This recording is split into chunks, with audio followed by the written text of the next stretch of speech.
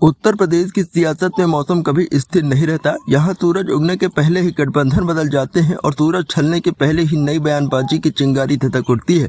सत्ता के गलियारों में दौड़ता हर एक नेता अपनी कुर्सी को बचाने के साथ साथ दूसरों की कुर्सी को खिसकाने का भी फिक्र करता है। ऐसा ही एक नाम है ओम प्रकाश राजभर, जिनकी पहचान अब केवल एक दलित नेता या पिछड़े वर्ग की आवाज तक सीमित नहीं रह गई है, बल्कि वे एक ऐसे राजनीतिक पेंडुलम बन चुके हैं जो कभी सपा के रंग में रंगते हैं तो कभी भाजपा के छांव में विश्राम लेते हुए नजर आते हैं।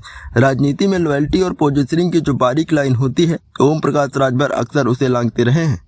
कभी अपने गठबंधन के पक्ष में तलवार उठाकर तो कभी उन्हीं के खिलाफ जहर घोलते हुए। उत्तर प्रदेश की राजनीति में जब भी ध्रुवीकरण तेज होता है, जातीय समीकरण बिखरने लगता है और इसी खींचतान में एक नया किरदार उभरता है, विवाद। बीते कुछ वर्षों में ओम प्रकाश राजभर के बयानों ने न सिर्फ उनके विरोधियों को बल्कि उनके सहयोगियों को भी बार बार असहज किया है। जनता के हितों की बात करते हुए जब नेता अपनी जबान से जहर उगलने लगे तो सवाल उठना लाजमी हो जाता है, क्या यह लोकतंत्र है या सत्ता की साजिशों का अखाड़ा।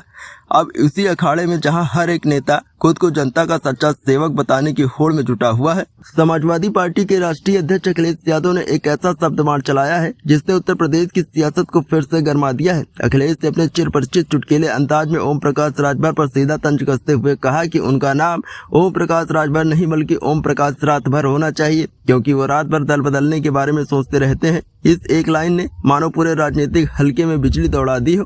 अखिलेश का इशारा साफ था कि ओम प्रकाश राजभर की बदलती निष्ठा और गठबंधन की अदला बदली उनकी पहचान बन चुकी है। ये वही राजभर हैं जो कभी समाजवादी पार्टी के साथ खड़े होते थे तो कभी भाजपा के मंच पर तालियां बटोरते हैं और बीच बीच में ऐसा बयान भी दे जाते हैं जो जातीय भावना को भड़काने की कोई कसर नहीं छोड़ता। हाल ही में इटावा में यादव कथावाचकों के साथ हुई मारपीट पर प्रतिक्रिया देते हुए राजभर ने न सिर्फ निंदा की बल्कि अपने बयान से एक ऐसा बयान खड़ा कर दिया।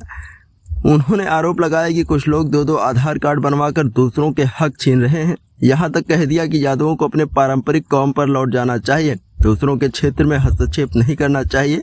इस बयान ने सिर्फ विपक्षी दलों को ही नहीं बल्कि पूरे समाज को झकझोर कर रख दिया। जहां पर एक तरफ जाति एकता और सामाजिक समरसता की बात हो रही है, वहीं एक मंत्री स्तर का नेता ऐसी भाषा में समाज को खांचों में बांटने की कोशिश करता है तो ये केवल बयान नहीं होता, एक मानसिकता का परिचय होता है। अखिलेश यादव की भी प्रतिक्रिया इसी सोच के खिलाफ थी। उन्होंने ओम प्रकाश राजभर को ओम प्रकाश रातभर कहकर यह जताया कि केवल सत्ता की चाबी खोजते रहते हैं और इसके लिए किसी भी विचारधारा, किसी भी गठबंधन या किसी भी सामाजिक भावना को गिरवी रखने में कोई परहेज नहीं करते। विपक्षी दलों ने इस बयान की आलोचना करते हुए इसे जातिवाद और समाज को बांटने वाला कहा, जबकि सोशल मीडिया पर भी ओम प्रकाश राजभर की घोर आलोचना और निंदा हो रही है। लोग पूछ रहे हैं, क्या वोट बैंक के खेल में अब नेताओं को सामाजिक शांति और भाईचारे की भी परवाह नहीं है? क्या सत्ता पाने की हवस इतनी गहरी हो गई है कि अब जाति जहर बोना भी रणनीति का हिस्सा बन गया है? ऐसे में एक चुटकीला तंज ओम प्रकाश रातभर अब सिर्फ एक मजाक नहीं है बल्कि उस गंभीर सच्चाई का प्रतीक बन गया है जो बताता है कि कुछ नेता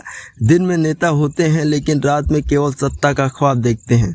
उत्तर प्रदेश की सियासत में मौसम कभी स्थिर नहीं रहता। यहाँ सूरज उगने के पहले ही गठबंधन बदल जाते हैं और सूरज छलने के पहले ही नई बयानबाजी की चिंगारी धधक उठती है।